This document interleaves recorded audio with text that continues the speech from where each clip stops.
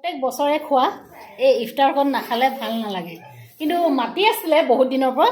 আহিব পৰা নাছিলোঁ এয়া আজি গোটেইখিনি আমি মিলিজুলি আহিলোঁ এই শেষৰ ইফতাৰটো খাবলৈ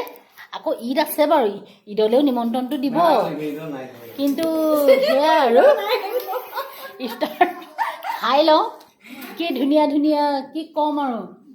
এটা এটাকৈ দেখুৱাই আছোঁ আপোনালোকক কি কি দিছে প্লেটখনটো বাৰু